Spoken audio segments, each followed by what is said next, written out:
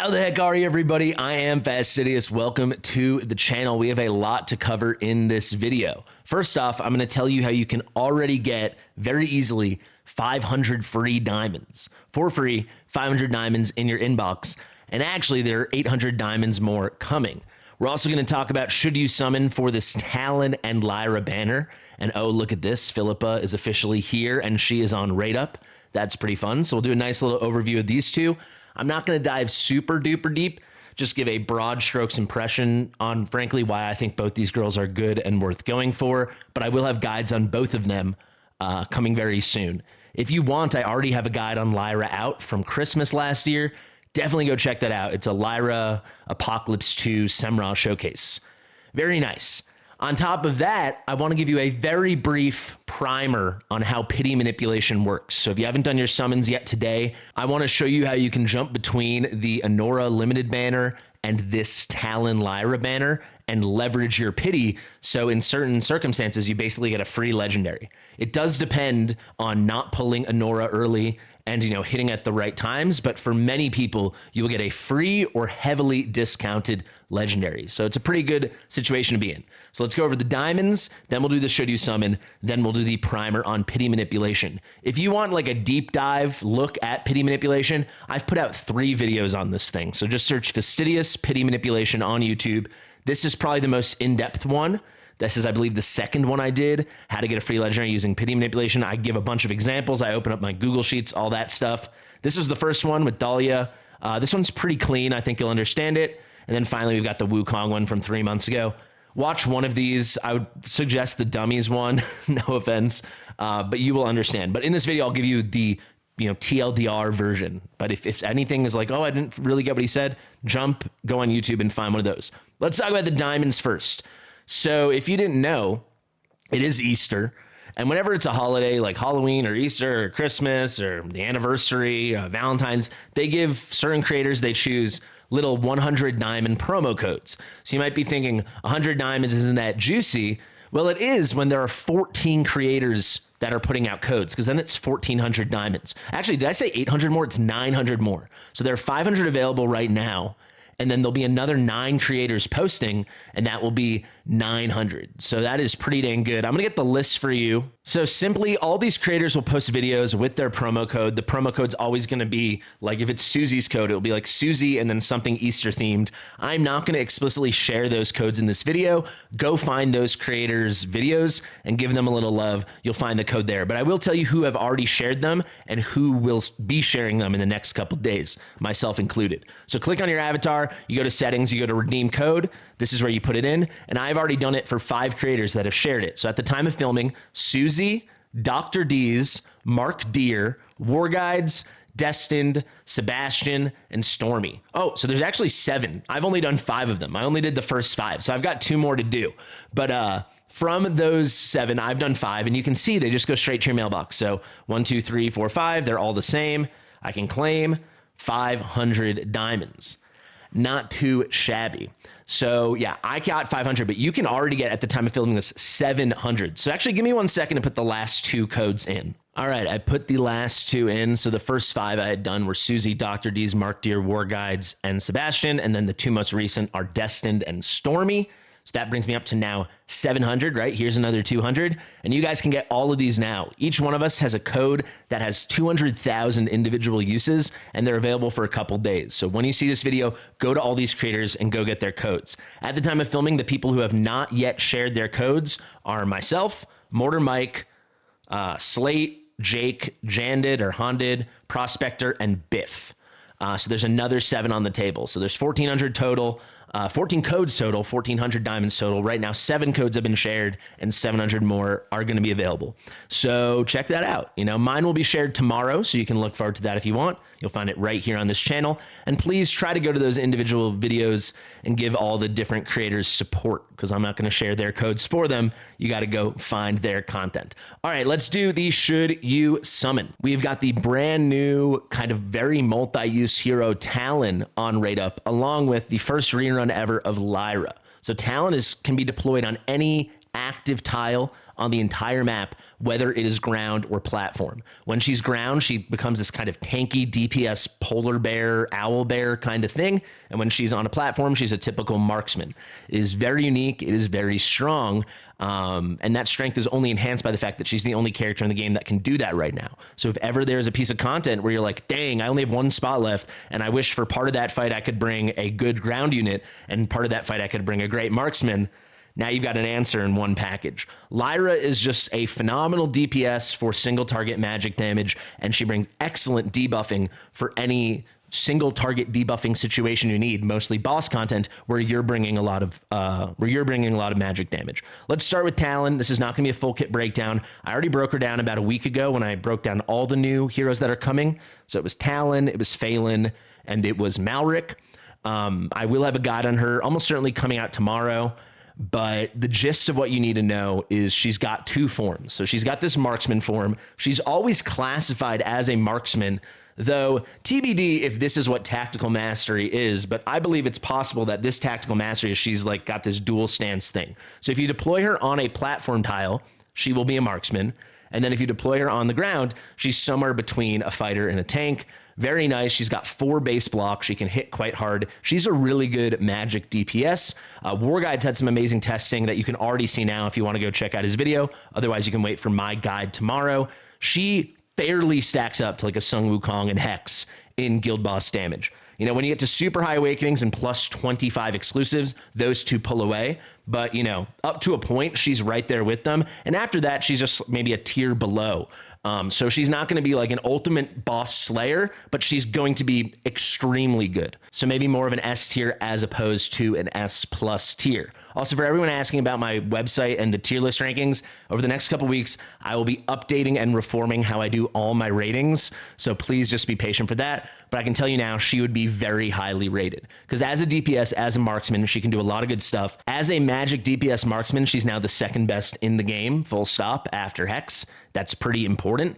It's a pretty special thing. You know, the marksmen have better ranges than single target mages, and they can get more unique artifacts that can help in certain situations. Like, for example, the Ichor Chalice. That's a good pivot point to her other form. She can wear her marksman artifacts always, even when she's in that tanky bear form. And that is really unique because you can put on something like an Ichor Chalice and you can have this tanky bear, even a hybrid one that's doing a lot of DPS and tanking while healing itself constantly. That synergizes with the rest of the kit very, very nicely. She looks to be a good tank to maybe great tank. She looks to be a good fighter to maybe great fighter. And she looks to be a great marksman DPS. So you can see she's already fulfilling 3 roles. It's going to depend on content, how well she scales, and more testing. Look for my guide tomorrow. I rate her very, very highly. I think of these 3 new heroes, she's the one I'm the most excited about. I know people are really high on Malric. He has a lot of potential.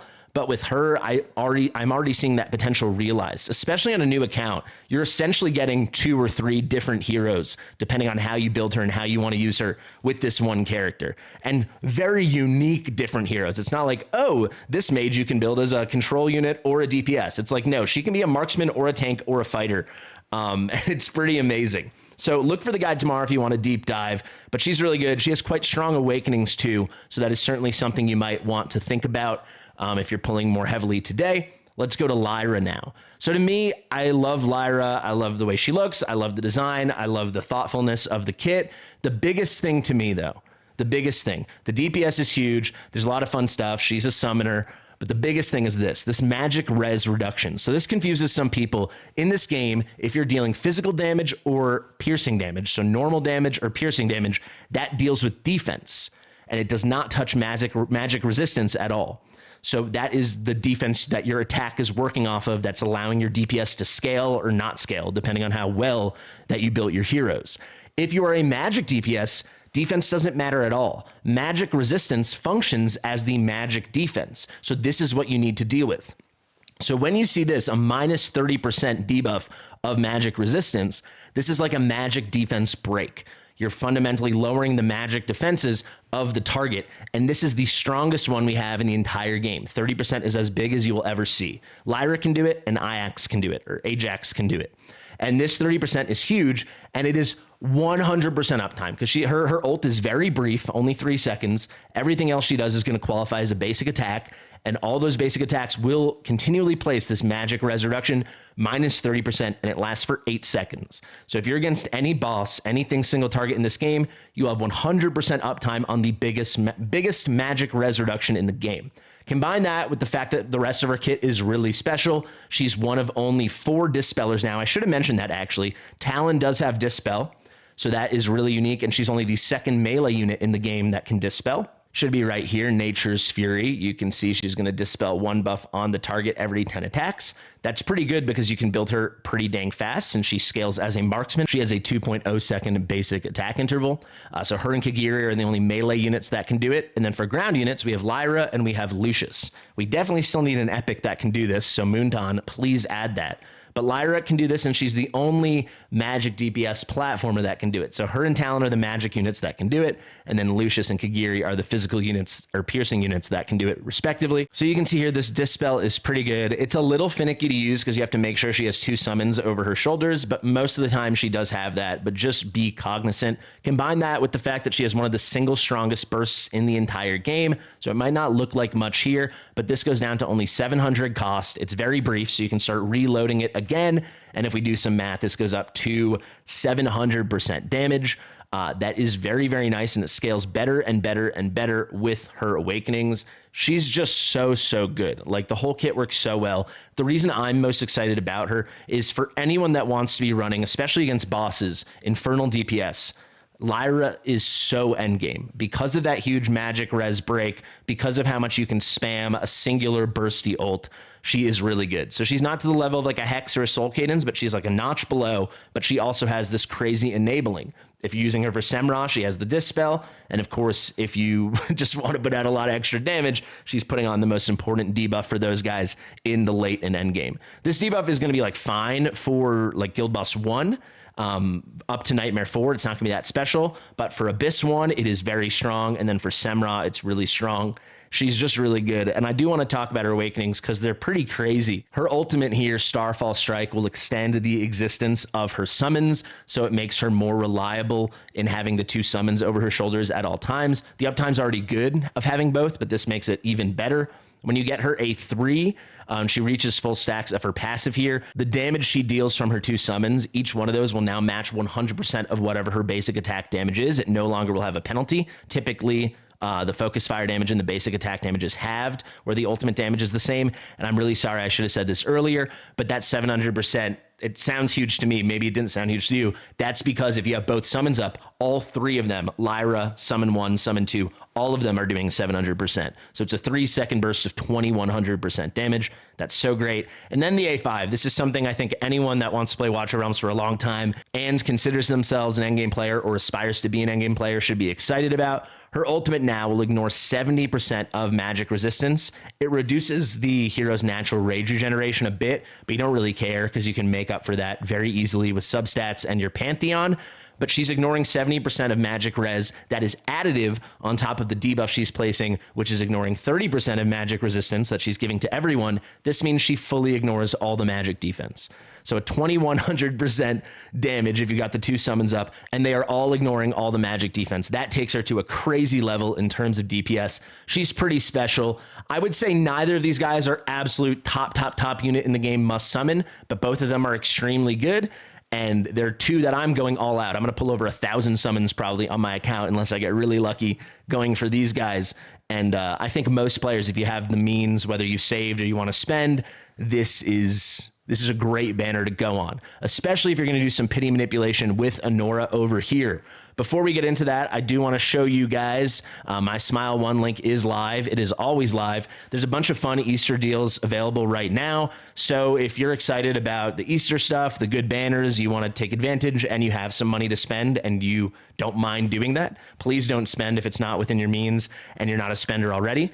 But if you are, it's a great time to do it. So both these links, whether in the US or you're in Europe, will be available in the description below. If you're outside of those regions, you can check it out. It still probably should work. I think the US link works in Canada and parts of the other Americas, but you'll have to go in there and check it out. Yeah, so how do you pity manipulate? Like I said, I have these videos over here that are a lot more in-depth, but essentially what you must know is when there is a limited exclusive hero, like we have with Anora right now, that banner comes with something I like to call a tally. You can see here it says limited legendary hero Anora, or whomever the exclusive limited at the time you're doing this is, they will be guaranteed in 200 summons.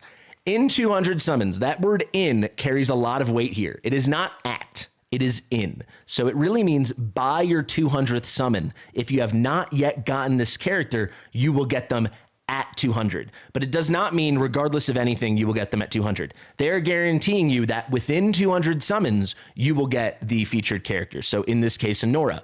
If you hit Anora at 60 or 150 or 199, the guarantee has been fulfilled. You have hit her within 200. This tally will then disappear. However, if you go 199 summons on this banner, you know, and this is very important, you know your 200th summon will be Anora because that is the only way to fulfill the guarantee. You are 0 for 199. For them to guarantee you're getting it within 200, it now has to happen on your 200th summon. So this is the key thing to understand for pity manipulation. It's also very important to say, if you hit her early, the power of this tally at the bottom is gone, right? You know, this will disappear. You no longer have this leverage and you can no longer use it to pity manipulate. So let's zoom out further. We have this tally. This is specific to the limited's banner, to Anora's banner. However, in this game, the way pity works, you separately have a pity that is shared globally among all banners of the same currency. So what do I mean by the same currency? Well, we have our rare summons and diamonds. That's one currency. We have our legendary divine summons, that's another, and then we have our red ancient summons, that is a third. So from banner to banner to banner, if it's the same color crystal, it will share a pity. So as you can see here, the Argent summon for Anora, our limited summoning, that is blue summoning crystals and diamonds, as is this rate up for Lyra and Talon, the special invocation of spirits, that is blue and diamonds. So because of that, as you are summoning on Anora's banner, you aren't just building this tally at the bottom. With every summon, you are building pity. General, global, rare summoning pity. You can find all the rules here, but essentially, once you've gone 180 consecutive rare summons without hitting a legendary, every subsequent pull with your rare summoning crystals or diamonds will have the chance to get a legendary increased by 5%. This continues over the next 20 until you hit 200 and you are hard guaranteed. You will never make it to 200. The highest you'll go is maybe like the low 190s. Typically people hit between like 185 and 190. So as you go on the Anora banner, you're not just building the tally, you're building the pity. So if you have a bunch of pity built here along with your tally, and you let your pity go to 180 and above, now you're not just going to have the Anora guarantee by 200, you're going to separately get your legendary pity guarantee coming. So by using it on the Anora banner, you're losing out on the power of guaranteeing her at 200. So when you get close to that guarantee from the pity, not from the tally, you'll want to switch banners. So let me just talk you through one example, and if you want a deeper dive, please watch my other videos, particularly the pity manipulation for dummies video. But let's say you come in here with a fresh pity. You start at 0. I'm at 1 now, but you start at 0. You do 180 summons. So now you're 180 into the Anora tally, and concurrently, you built 180 into your general rare summoning pity. If you continue after you have 180 here and 180 on the pity, this is obviously a very clean hypothetical example, you're going to hit a legendary before you get to 200. And obviously, you're going to have a pretty decent chance it's Anora. You're going to have about a 30% chance. If you hit in that 180 to 200 range, or when you hit, and if you get Anora, you will lose the guarantee because it's guaranteed by 200, not at 200. So let's say you hit at 189, this will disappear. You hit your legendary, poof, it's over. If at 180 you'd switched over here, you would do those same 9 summons. You'd get hopefully Talon or Lyra, but you'll get something. You can then switch back. You're still at 180 here, but now with a fresh pity. So you leveraged your pity, you got a legendary, but now you only need exactly 20 summons or less to get Anora. You'll either hit her early in the next 1 to 19 summons as you go from 180 to 200, or you are guaranteed to get her on your 200th. So if you hadn't done that, you essentially wasted wasted the free Honora you could have gotten for 20 summons. You did your 180 here to build the tally and the pity at the same time. You switched banners to actually use that pity and not waste it, and then you come back and you get the free Honora.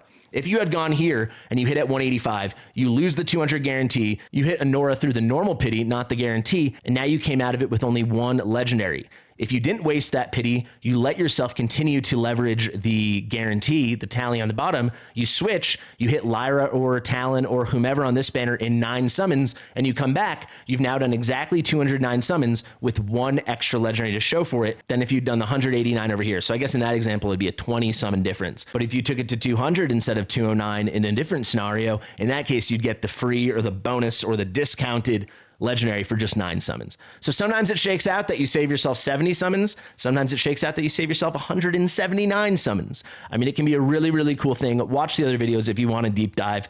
I know it sounds complicated, but I promise you it isn't. If you want a really good look at it, I'm going to be doing a ton of pity manipulation about an hour after this video goes live here on YouTube. We're pulling on a bunch of accounts.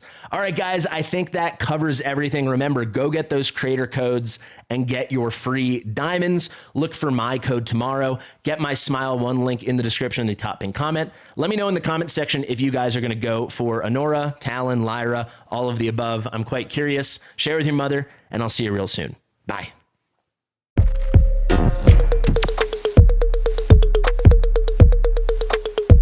Fastidious.